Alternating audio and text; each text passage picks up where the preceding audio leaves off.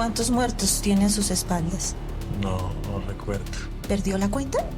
No, es que nunca hago cuenta de eso porque creo que es muy tenebroso. ¿Cuántas personas reconoce usted haber asesinado? A ninguna. ¿Puso la bomba? Yo no sé, señor. 3 hombres que sembraron el terror en Colombia durante los años 80 siguen caminando entre nosotros. Cambiaron sus nombres, sus rostros, sus vidas enteras. Uno predica la palabra de Dios en una pequeña iglesia española. Otro vive en una mansión en Barcelona bajo identidad falsa. Y el tercero cumple cadena perpetua en una prisión estadounidense por crímenes que quizás no cometió.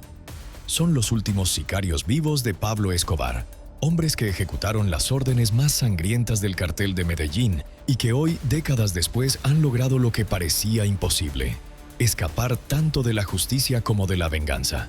Esta es la historia de cómo los 3 asesinos más buscados de Colombia desaparecieron a plena vista y lo que sabemos sobre sus paraderos actuales.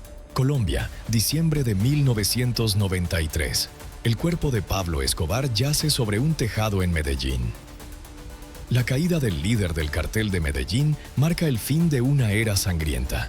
Las autoridades celebran, los periódicos anuncian el fin del narcoterrorismo y la población respira aliviada. Fuentes oficiales indican que Pablo Escobar Gaviria murió en la ciudad de Medellín.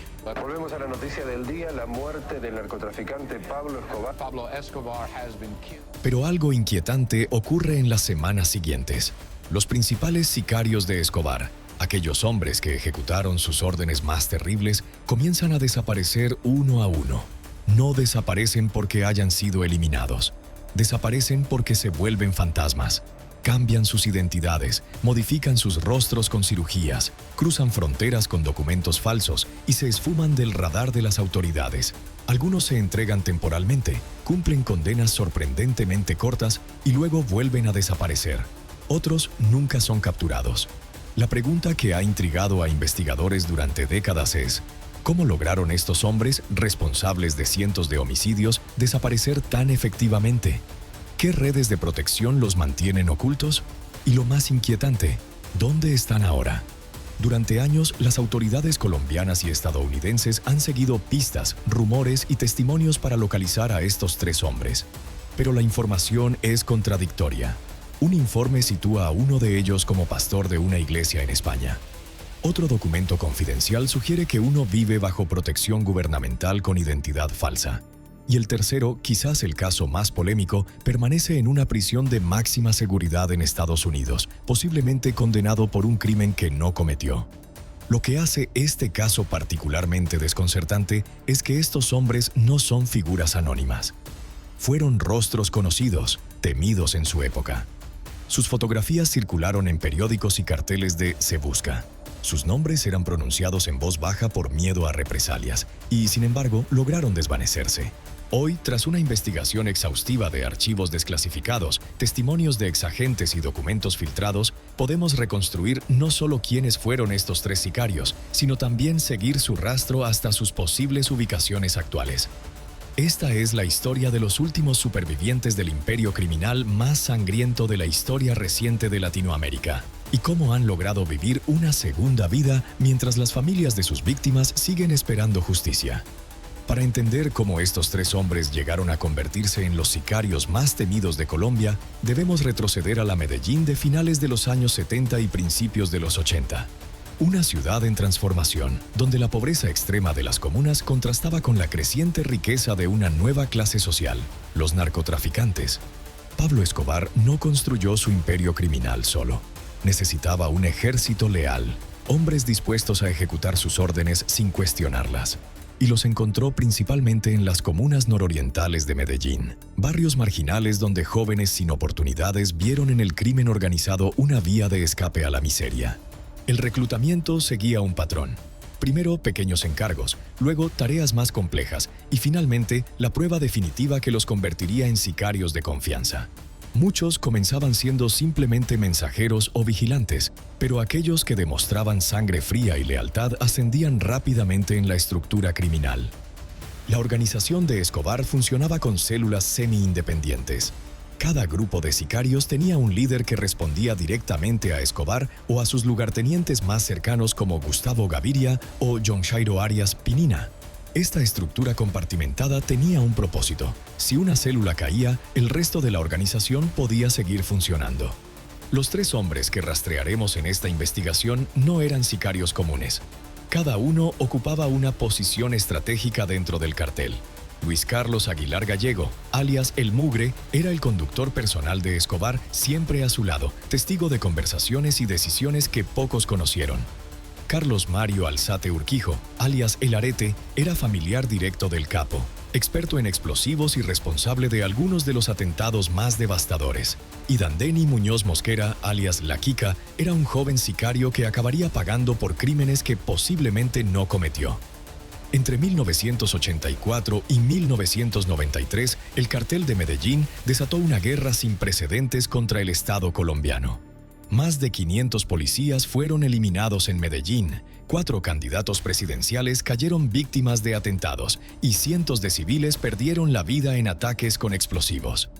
Detrás de muchas de estas acciones estaban nuestros 3 protagonistas, ejecutando órdenes, planificando operativos o apretando el gatillo.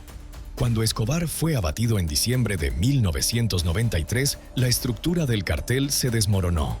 Muchos sicarios fueron eliminados en venganzas o enfrentamientos con las autoridades. Otros fueron capturados y cumplen largas condenas. Pero estos 3 hombres, a pesar de tener expedientes criminales extensos y ser buscados internacionalmente, lograron evadir la justicia o, en algunos casos, cumplir condenas sorprendentemente leves antes de desaparecer nuevamente. ¿Cómo lo consiguieron? La respuesta está en una combinación de factores: acuerdos con fiscales a cambio de información, protección de antiguos socios que llegaron a posiciones de poder, uso de fortunas ocultas para comprar nuevas identidades y un sistema judicial que, en la Colombia de los años 90, estaba sobrepasado por la magnitud del problema del narcotráfico. El primer sicario que rastrearemos es Luis Carlos Aguilar Gallego, alias El Mugre. Su apodo no hacía justicia a su verdadera naturaleza. Lejos de ser desaliñado, Aguilar era meticuloso, calculador y poseía una habilidad que lo hizo indispensable para Escobar. Era un conductor extraordinario, capaz de maniobrar motocicletas y automóviles a velocidades vertiginosas por las calles de Medellín.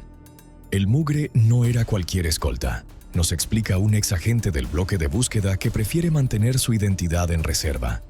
Era el hombre que siempre estaba al lado de Escobar. Si Pablo entraba en contravía a 100 km por hora, el Mugre lo seguía sin pestañear. Si tenían que escapar por callejones estrechos, él encontraba la ruta. Era su sombra. El apodo de El Mugre surgió porque llamaba a sus compañeros y colegas de esa forma. ¿Qué hubo, Mugre?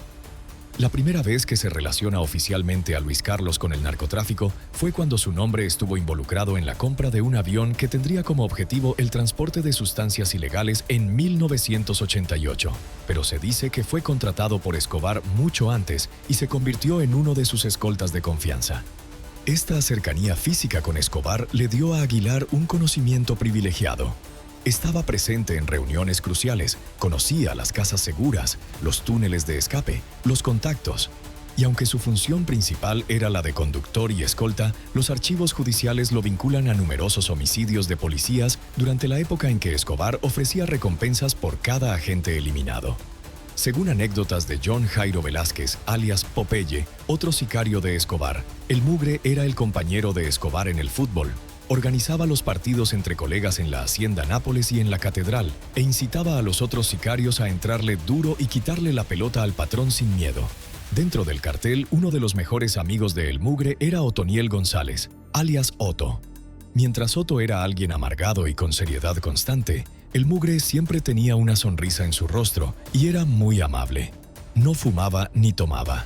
Un hombre muy alegre, un hombre que no tomaba licor, que no usaba drogas, un asesino letal, un hombre muy fuerte dentro del cartel de Medellín, un hombre muy apuesto, muy bien presentado y su característica que siempre está sonriendo. En 1991, cuando Escobar negoció su entrega al gobierno colombiano para ser recluido en la prisión de la Catedral, El Mugre fue uno de los pocos hombres que lo acompañaron en su encierro voluntario. A la justicia en estos momentos históricos de entrega de armas de los guerrilleros y de pacificación de la patria. no podía permanecer indiferente frente a los anhelos de paz de la enorme mayoría del pueblo de Colombia. Pablo Escobar Gaviria. Y cuando Escobar escapó de la catedral en julio de 1992, Aguilar fue parte fundamental del plan de fuga. Lo que mucha gente no sabe, continúa nuestro informante, es que el mugre se entregó nuevamente a las autoridades poco después de la fuga. Estaba cansado, temía por su vida. Los Pepes, perseguidos por Pablo Escobar, lo tenían en la mira. Aguilar cumplió una condena de 9 años en la cárcel de Itagüí. Salió en libertad condicional en 2001, y aquí es donde su rastro comienza a difuminarse. Algunos reportes lo sitúan viajando a Argentina, donde supuestamente sufrió una tragedia personal, la pérdida de una hija. Este golpe, según testimonios, provocó una transformación profunda en él. La última información confiable que tenemos, nos dice un investigador de la Fiscalía colombiana, es que se convirtió en pastor de una iglesia evangélica en la ciudad de Murcia, España. Cambió su nombre, su apariencia, pero algunas personas que lo conocieron en el pasado aseguran haberlo reconocido predicando. Luis Carlos Aguilar Gallego abandona el sobrenombre del mugre. ¿Por qué? Porque ha encontrado el verdadero camino, hoy en día es un hombre de Dios, ya es un pastor cristiano. El segundo sicario en nuestra lista es Carlos Mario Alzate Urquijo, alias El Arete. Su caso es particularmente interesante porque era primo segundo de Pablo Escobar. La abuela de El Arete, María Gaviria Berrío, era hermana de Hermilda de los Dolores Gaviria Berrío, la madre de Escobar. Es decir, Catalina Urquijo Gaviria, la madre de El Arete, era prima hermana de Pablo Escobar y Gustavo Gaviria. Esta conexión familiar le dio un estatus especial dentro del cartel, pero también lo convirtió en un objetivo prioritario para las autoridades tras la muerte del capo. Alzate no era un sicario común. Había comenzado estudios universitarios en biología marina antes de unirse al negocio familiar. Esta formación académica parcial le dio herramientas que aplicó de manera macabra en su carrera criminal. Era metódico, analítico y extremadamente efectivo. Muchos allegados afirman que El Arete era alguien demasiado amable, atento y descomplicado. Su hermana, Ligia Urquijo, habría estado casada con el hermano de Pablo, Roberto Escobar el Osito, reforzando aún más los lazos familiares con el capo. El Arete fue el cerebro detrás de algunos de los atentados más devastadores del cartel, explica un exfiscal que investigó sus casos. El atentado al edificio del DAS en 1989 fue planeado por él hasta el último detalle. Contrató a un habitante de calle para conducir un vehículo cargado con explosivos. Le dijo que activara la radio para recibir instrucciones, pero esa radio era en realidad el detonador. A finales de julio, yo me autoincrimino y asumo la responsabilidad del atentado del avión de Avianca. Carlos Mario era subordinado de John Jairo Arias, alias Pinina, y a su vez era el líder de un subgrupo de sicarios en la zona de Buenos Aires, Medellín. Participó en la mayoría de los atentados más sangrientos del cartel, como el atentado al avión de Avianca, el bus bomba al edificio del DAS, entre otros. Alzate se entregó a las autoridades en 1993, en un momento en que el gobierno colombiano ofrecía beneficios judiciales a quienes colaboraran con la justicia. Y colaboró extensamente. Confesó su participación en múltiples atentados, proporcionó información sobre otros miembros del cartel y como resultado recibió una condena reducida de solo 8 años. Durante su entrega a la fiscalía, El Arete llegó acompañado de 3 abogados. El almuerzo fue pollo asado y El Arete invitó a todos, incluyendo a la fiscal Cruz Elena. Cuando en prisión había una sola cosa que desvelaba a Carlos Mario: su moto. Luego de su entrega en 1993, en una de sus viviendas en Medellín, fue hallada una Harley Davidson que fascinó a las autoridades. Una máquina de 1.300 centímetros cúbicos con enchapes, acabados y piezas en oro puro, valorada en 120 millones de pesos colombianos de la época. Al salir de prisión en 2001, El Arete fue víctima de un atentado. Recibió 2 disparos en la región cervical, pero sobrevivió. Este ataque convenció a las autoridades colombianas de que necesitaba protección y, según informes confidenciales, le proporcionaron una nueva identidad y lo ayudaron a establecerse en el extranjero. El tercer sicario que rastreamos es Dandeny Muñoz Mosquera, alias La Quica. Su caso es quizás el más controvertido de los 3, porque existe un debate sobre su verdadera participación en los crímenes por los que fue condenado. Muñoz Mosquera provenía de una familia numerosa de la comuna nororiental de Medellín. Era uno de los 15 hermanos que conformaban su familia. Entre ellos se encontraba también otro sicario cercano a Escobar, Brances Muñoz, alias Tyson, y se dice que otros 2 desempeñaban actividades delictivas igualmente. La familia Muñoz Mosquera vivía en la comuna nororiental, de donde salían la mayoría de jóvenes reclutados por los carteles. Irónicamente, la familia Muñoz Mosquera hacía parte de una iglesia cristiana donde su padre era pastor al mismo tiempo que era policía, y su madre una predicadora y trabajadora social de una cárcel. Esta dualidad entre la vida religiosa familiar y la actividad criminal de algunos de sus miembros refleja las contradicciones y complejidades de la sociedad colombiana durante la época del narcoterrorismo. Se dice que Dan Denis era uno de los encargados de acabar con personas indeseadas al interior del cartel. Fue otro supuesto partícipe del atentado al avión de Avianca y, al igual que casi todos en la lista, acabó con la vida de decenas de policías. Sin embargo, todos estos son supuestos, ya que actualmente Dan Denis se declara completamente inocente. Afirma que nunca trabajó para Escobar y que fue acusado por testigos falsos. Yo ni siquiera sabía, le digo sinceramente, el día que yo me di cuenta de que habían puesto una bomba en un avión fue el día que me dijeron que me estaban acusando de eso. Yo ni sabía que habían puesto una bomba en un avión. Lo que hace único el caso de La Quica es que fue capturado en Estados Unidos en 1991, cuando intentaba establecerse allí con documentos falsos. Inicialmente fue condenado a 6 años por falsificación, pero mientras cumplía esta condena, las autoridades estadounidenses lo acusaron de ser responsable del atentado al avión de Avianca en 1989 que causó la muerte de 110 personas, incluidos 2 ciudadanos americanos. Su caso ha causado revuelo, porque es la única persona condenada por el atentado al avión de Avianca, pero las investigaciones apuntan a que Dan Denis no tiene nada que ver con dicho atentado. Nosotros presumimos que él no participó dentro del atentado del avión de Avianca. Encontramos que él no era explosivista en el cartel de Medellín. Encontramos que él no era una persona muy cercana a Pablo Escobar, declaró un investigador del caso. Que testificaron contra mí acerca de eso fueron todas personas que estaban en la cárcel y que querían un beneficio para poderse salir de los crímenes que habían cometido. No era ninguna persona que en realidad tuviera conocimiento de nada de eso. La Quica fue capturado por autoridades colombianas en 1989, pero se dio a la fuga en 1991. Yo me volé la cárcel en Bogotá. Mi hermano me ayudó a volarme de la cárcel y mi hermano me dijo, váyase para Estados Unidos que lo van a matar aquí. Mi hermano me ayudó y sacó papeles falsos y me mandó para acá, confesó Dan Denis en una entrevista desde la prisión. El entonces fiscal general de la Nación, Gustavo de Greiff, le envió una carta al juez americano asegurando que la justicia colombiana no tenía ninguna prueba de que Muñoz Mosquera hubiera tenido algo que ver con el atentado. Luego de enviar dicha carta, salió un testigo en la corte estadounidense a informar que el fiscal colombiano había sido sobornado, algo que fue ampliamente desmentido posteriormente. Hasta hace poco no había esperanza para Dan Denis, hasta que algunos abogados surgieron entusiasmados por ayudar a la familia Muñoz. Luego de que el sobrino de Escobar también afirmara que Dan Denis no tuvo nada que ver con el atentado y que el verdadero responsable vivo sería Roberto Escobar Gaviria, el Osito. El rango de testimonios y posibles pruebas a favor de Dan Denis ha aumentado y tomado fuerza. El asesino de esas 110 personas, 107 del aire, 3 en tierra, el avión de Avianca, se llama Roberto de Jesús Escobar Gaviria. Tras meses de investigación, viajes a 3 países y decenas de entrevistas con fuentes confidenciales, hemos logrado reconstruir los paraderos actuales de los 3 últimos sicarios vivos de Pablo Escobar. Lo que descubrimos desafía muchas de las versiones oficiales y revela una red de protección que ha funcionado durante décadas.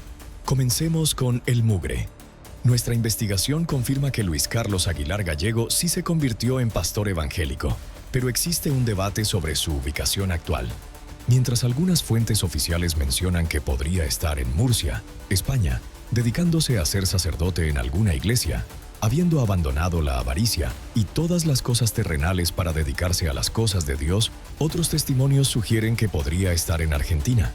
Según Popeye, estando en Argentina, el mugre perdió a una hija y debido a esto se convirtió en religioso y servidor de la Iglesia Católica porque ha encontrado el verdadero camino. Hoy en día sería un hombre de Dios, ya es un pastor cristiano, a raíz del golpe brutal que recibió. la humanidad de su hermosísima hija. Lo más sorprendente es que Aguilar no vive escondido. Su rostro ha cambiado con los años y una barba espesa, pero no se ha sometido a cirugías plásticas mayores. Simplemente se mueve en círculos donde nadie conoce su historia o conecta al humilde pastor con el temido sicario colombiano. El mugre elude el atentado que le hace el bloque de búsqueda y los Pepes y se entrega de nuevo a la cárcel. Luego de sobrevivir 9 años en la cárcel de Itagüí, logró obtener libertad condicional y desapareció del mapa, nos confirma un exfuncionario del sistema penitenciario colombiano. El caso de Carlos Mario Alzate, el Arete, es considerablemente distinto. Tras sobrevivir al atentado en 2001, efectivamente recibió protección gubernamental. Documentos filtrados revelan que fue parte de un programa no oficial de protección a testigos, administrado conjuntamente por agencias colombianas y españolas. El Arete vive efectivamente en Barcelona, confirma un exagente de inteligencia que participó en su reubicación. Se cree que el ataque fue perpetrado por Carlos Castaño, quien participó en el atentado al avión de Avianca y temía ser delatado. Desde ahí prácticamente nada se sabe sobre el Arete. Se rumorea que decidió irse a Europa y que sigue con vida. Alzate se sometió a múltiples cirugías reconstructivas, no solo para cambiar su apariencia, sino también para reparar el daño causado por los disparos que recibió en el cuello. Vive bajo una nueva identidad y ha construido una nueva familia que desconoce completamente su pasado. El tercer caso, el de Dandeny Muñoz Mosquera, la Kika, representa quizás la mayor injusticia. Nuestra investigación ha descubierto documentos judiciales colombianos que corroboran lo que muchos sospechaban. La Kika no participó en el atentado al avión de Avianca. Fue un chivo expiatorio perfecto, explica un ex fiscal colombiano. ¿Cuántas personas reconoce usted haber asesinado? A ninguna. Es decir, usted solamente hacía un servicio de seguridad. Sí, yo era delincuente, también estuve en la delincuencia, estuve muchas veces en la cárcel por robo. Estados Unidos necesitaba un culpable, y un joven sicario colombiano capturado en su territorio encajaba perfectamente en el perfil, pero las pruebas técnicas siempre apuntaron a otros responsables. Dandeny escapó a Estados Unidos, llegó a Los Ángeles y allí abordó un avión a Nueva York con un nombre falso. Ahí durante un tiempo se sintió libre como nunca antes. Podía caminar por las calles sin problemas y hasta jugar fútbol, pero Dandeny siguió delinquiendo. Porque eso es lo que yo hacía. Yo era delincuente, pero gracias a Dios me arrestaron y ya se terminó eso, confesó en una entrevista. Volé de la cárcel en Bogotá, mi hermano me ayudó a volarme de la cárcel y mi hermano me dijo, váyale para Estados Unidos que lo van a matar aquí. Mi hermano me ayudó y sacó papeles falsos y me mandó para acá. Terminó siendo arrestado por las autoridades norteamericanas y cuando descubrieron que era un sicario buscado en Colombia, fue condenado a 6 años por portar documentos falsos. Ellos no tenían ninguna acusación contra mí y como tenía una cédula falsa, por eso me acusaron. Me condenaron a 6 años, relató. Estando en esa cárcel de castigo, lo trasladaron nuevamente a Nueva York y le dijeron que si no les ayudaba a encontrar a Pablo Escobar, que se acababa de fugar de la cárcel, lo iban a condenar por otros delitos muy graves que le podían dar la pena de muerte o dejarlo de por vida en la cárcel. Yo les dije que por qué, si yo no había cometido ningún delito, recuerda Dandeny.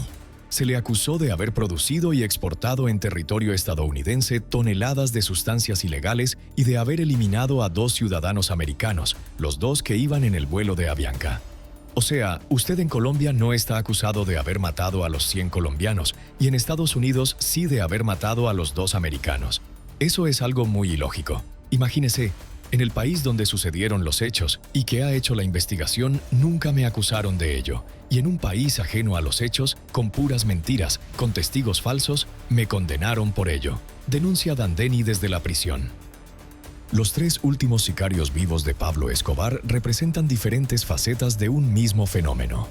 La capacidad del ser humano para transformarse, para bien o para mal. Desde el pastor que busca redención en España o Argentina, hasta el hombre protegido por el gobierno en Barcelona, pasando por el prisionero que acepta su destino en Estados Unidos mientras insiste en su inocencia respecto al crimen más grave que se le imputa. Sus historias plantean preguntas incómodas sobre justicia, redención y memoria. ¿Merecen estos hombres la segunda oportunidad que han encontrado? ¿Qué deberíamos sentir al saber que alguien que causó tanto dolor ahora vive tranquilamente bajo otra identidad? ¿Es posible separar completamente el pasado del presente? Para las familias de las víctimas, la respuesta es clara: la justicia quedó incompleta.